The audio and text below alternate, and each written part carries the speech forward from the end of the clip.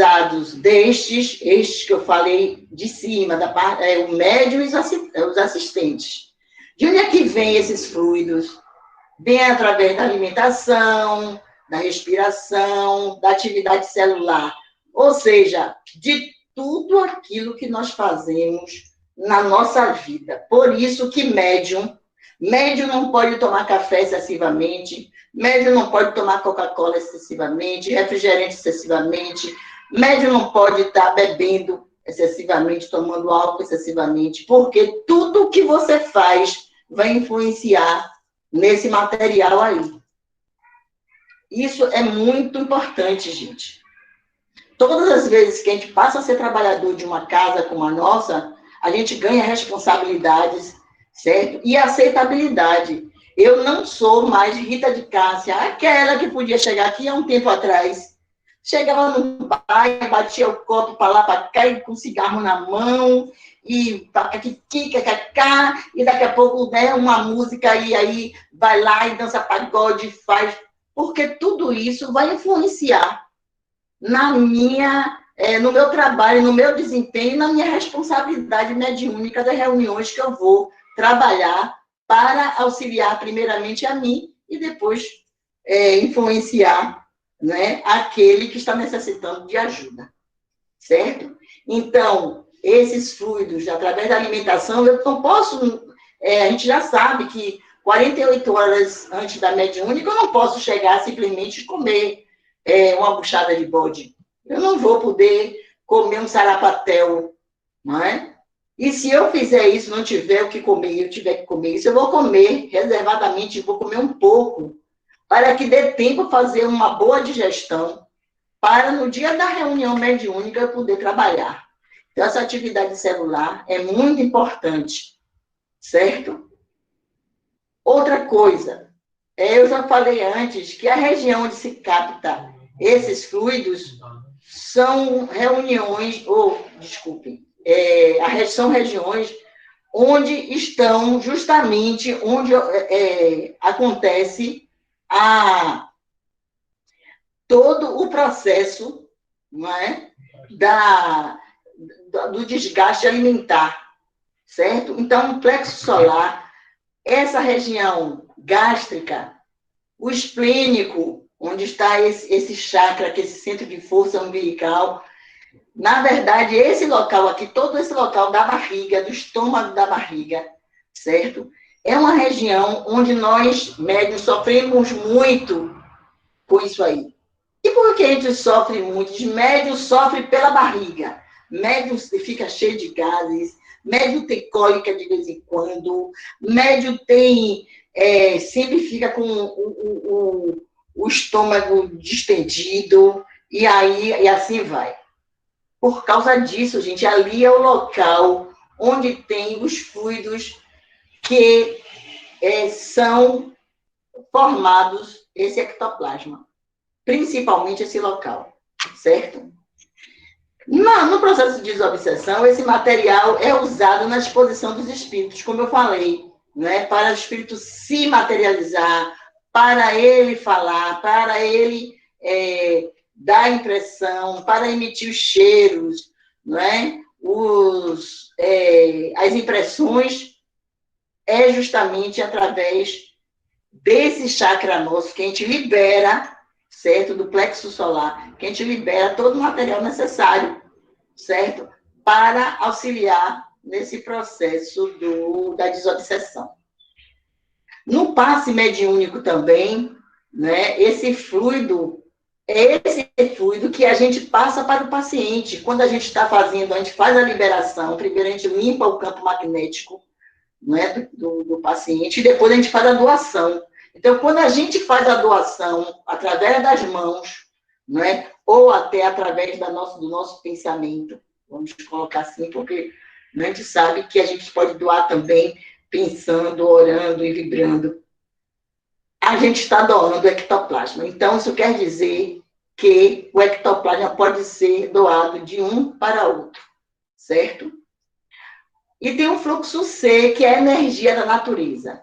Veja só, nós vamos trabalhar com a apometria. A apometria vai se trabalhar muito com a energia da natureza, certo? E os trabalhadores espirituais que vão nos ajudar muito são os pretos velhos, claro que tem outros, mas os pretos velhos são essenciais, porque eles têm esse conhecimento, né? E eles se utilizam essas energias da natureza, que nada mais é do que os elementais, né? Para se chegar ao objetivo, que é a cura, certo?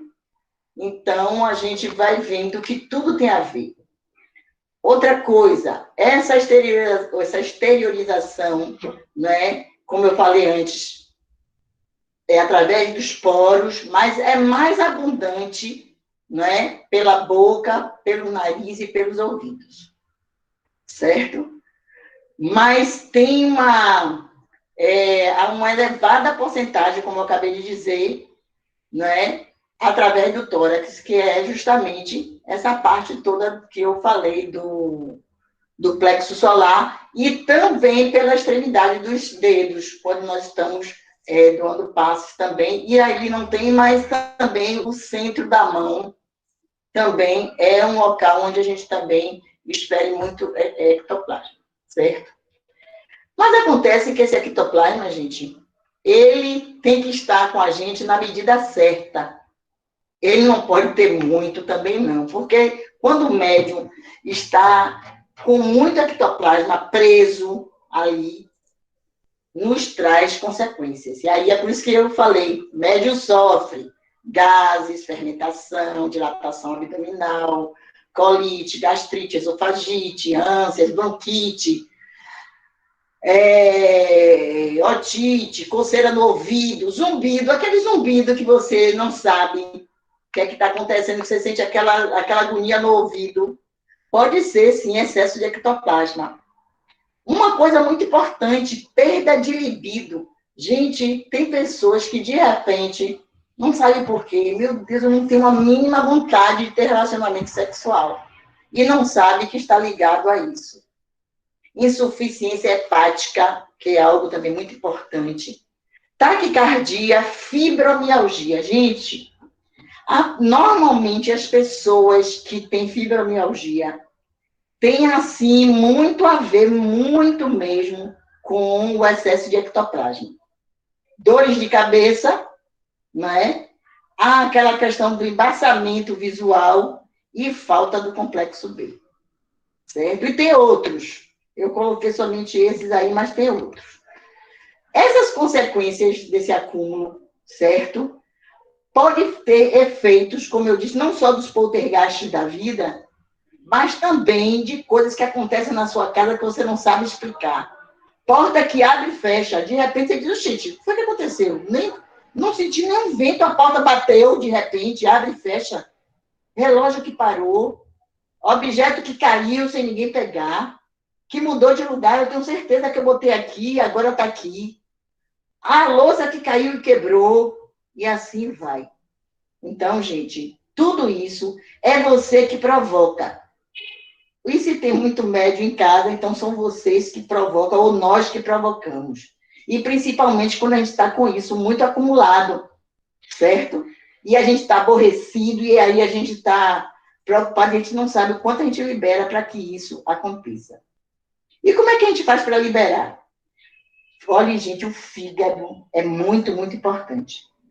A gente tem que tonificar esse fígado, certo? Desintoxicar. De vez em quando, a espiritualidade está fazendo esse trabalho com a gente de desintoxicação. Exercícios físicos, certo? Quanto mais a gente fica parado, mais a gente sofre com o fígado, certo? A água, gente, a água é essencial. Se você não consegue beber 2 litros de água por dia, faça isso. Comece a usar sua água, porque você vai precisar dela muito. Principalmente agora que você já sabe. Alimentação leve, frugal, certo? Certo que nós temos, assim, uma comida um pouco até pesada. Mas vamos nos intervalos, ou sempre que a gente puder, comer muita fruta, certo? Porque isso vai ajudar na digestão. Tem uma respiração natural, vamos fazer exercício de respiração, de relaxamento. Eu coloquei ali massagem, eu ouvi música suave, porque a gente anda tão estressado. Uma massagem, você fica leve. Por que você fica leve? Porque você mandou embora esse excesso de ectoplasma. Ouvir uma música boa também, você fica legal, né? Sentindo, viaja, tal. Você libera esse excesso de ectoplasma, certo? Então, vamos fazer isso. Ali tem uma associação pensamento mais ectoplasma e tem né, um exemplo, as forças de um filho, a mãe em gestação. Veja só, há uma transformação total quando a mãe ela está esperando o filho. Ela pode nem saber, mas no dia que ela sabe, ela vai mudar totalmente tudo. É uma força espetacular. Não dá nem para descrever, só quem é mãe sabe disso, certo? Como isso acontece, certo? Então, para que esse filho seja gerado, para que haja toda uma, vamos dizer, um aparato, uma estrutura para essa mãe ter uma boa gestação, o pensamento vai influenciar e esse ectoplasma também. Então, tem que ter um bom ectoplasma. Não vai ter que fazer de qualquer forma, porque eu estou grávida, não ligar, gravidez não é doença, eu vou levar assim. Não é doença, mas é vida. E você precisa, como eu disse, não ter esses acúmulos que eu falei anteriormente. Precisa ter consciência. E essa consciência, todo mundo, claro que todos nós temos, mas uma consciência de trabalhar bem. Vejam só um exemplo. O médium desdobrado, que todo mundo desdobra durante o sono, mas você, conscientemente desdobrado, você, no processo de uma reunião dessa, não vai ter lembrança do que você fez, certo? Se foi você o médium que deu o material, né, forneceu o ectoplasma para que haja os fenômenos, você não vai se lembrar. O ambiente para que se faça uma reunião dessa é um ambiente que deve ser escuro ou com uma luz avermelhada e leve, uma penumbra, certo?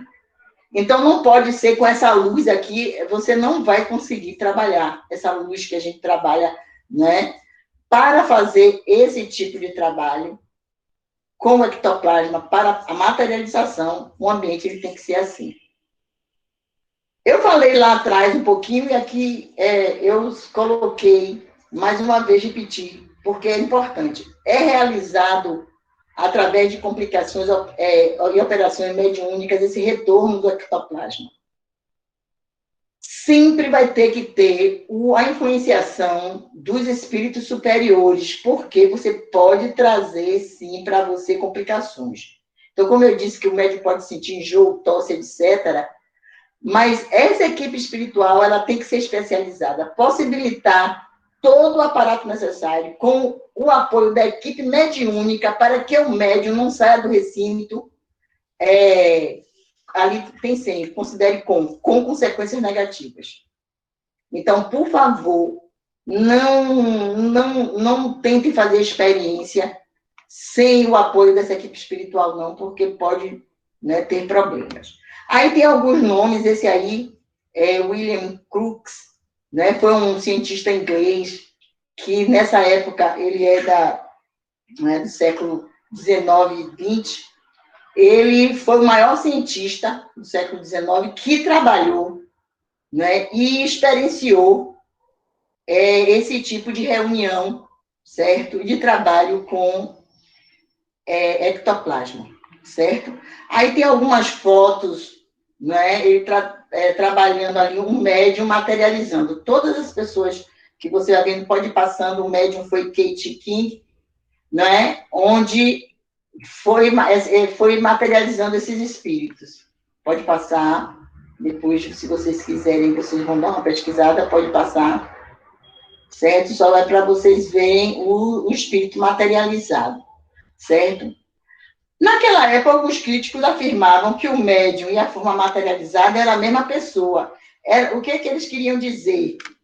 Que o médium estava materializando ela mesma, que se parecia muito, né? Porque, no caso, essa Kate tinha uma peculiaridade de sempre estar trazendo figuras femininas e, claro, elas, numa aparência morta, mas, sei lá, morto não tem muito, assim,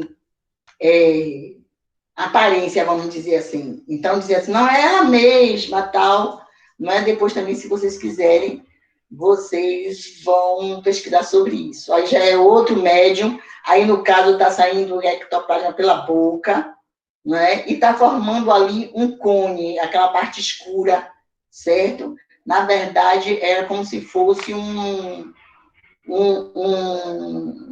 instrumento musical, certo? Aqui também tem Francisco Lins Peixoto, né, que também trabalhou em cima desse espírito Ana, certo? Onde foi escrito essa carta, certo? O espírito se materializou e também escreveu essa carta, passe aí, onde depois Chico Xavier viu a fotografia, tal, junto com os mentores, declarou que a fotografia foi, sim, tem a veracidade e foi numa reunião de materialização. Chico Xavier também realizou, na década de 50, muitas materializações. Uma delas foi de Emmanuel, não é? Em 64, lá em Uberaba, de onde ele era, Minas Gerais, né? Ele materializou seu mentor, né? Emmanuel. Ali também é uma foto também onde ele também estava trabalhando junto com outro médium e fez a materialização de um espírito que estava trabalhando, ele estava ali fazendo uma psicografia daquele espírito que está lá atrás dele, certo? Assim. Também o espírito de João, certo? Também como foi também materializado, não é, e fotografado. Você vê como deu para se fotografar o espírito, esse maestro Ittori Bozaio, na verdade. Ele, em 5 de julho de 1919, ele conseguiu fotografar esse espírito. O nosso amigo Arthur Conan Doyle, nós conhecemos ele, né, através da obra onde ele, de Sherlock Holmes, ele é o autor de Sherlock Holmes. Então, ele também fez muitas experiências, e como essas experiências com artes de parafina, materializava-se o espírito, colocava-se mãos, pés, dentro de uma parafina quente derretida, e aí, quando o espírito, né, tirava a mão, ficava, né, o espírito se desintegrava e ficava ali aquele vazio, né, do local onde foi colocado, e aí se colocava gesso ali, e ali podia-se, ver até as impressões digitais. Então, aí, ele foi um escritor britânico, né, que é da Escócia, onde ele ficou famoso pelas suas histórias, como eu disse, de Sherlock Holmes, certo? E ele era muito atraído por esses fenômenos. Agora, tem uma pessoa, esse César Lombroso era um psiquiatra, gente, e ele era combatente do espiritismo, né? E aí, o que acontece? Ele aí foi numa reunião, né, onde se chamou, trouxe e materializou-se a mãe dele. E ele teve que dar a mão à palmatória porque ele viu a mãe materializada e até beijou-a. E aí passou a acreditar no fenômeno. Certo? Aí, mais uma vez, se fala dos trabalhos com a parafina, que aquele espírito de João também fazia isso. Certo? O que acontece? Mais uma vez, se colocava um balde, né, de zinco com a parafina fervente, onde o espírito mergulhava ali o pé, a água, tal, e aí depois tirava aquilo ali, botava na água fria, e depois enchia, como eu disse, com gesso, e aí ficava a forma, certo? Ali, né, na verdade, são alguns livros, o Pentateuco Kardeciano está aí, né, bastante visível, em revistas espíritas, né, alguns livros ali que falam sobre essas materializações permanentes. Depois você dá uma olhada, certo? Para se certificar e se quiser pesquisar. E no final disso, Benevento, naquele, né, no nosso lar, que é o espírito que ele disse o seguinte: enfim, procurem-se por lá os espíritos materializados para o fenomenismo passageiro, ao passo que nos outros vivemos à procura de homens espiritualizados para o trabalho sério. O que é que ele quis dizer com isso? Né? Que enquanto aqui a gente fica procurando fenômeno, que é algo bem passageiro, lá no mundo espiritual, certo? Eles estão procurando os homens, né, já espiritualizados para auxiliar e, vamos dizer assim, trabalhar, né, junto com a equipe espiritual para beneficiar não só aqueles que estão lá no mundo espiritual, assim bem como a gente. Ali uma bibliografia de, né, além daqueles livros que já passamos ali para que vocês podem investigar, inclusive o Pentateuco Kardeciano, e esses livros aí, né, um fluido vital chamado Ectoplasma, de Matthew Tubiro, e o Ectoplasma, a descoberta de um médium psiquiatra, Luciano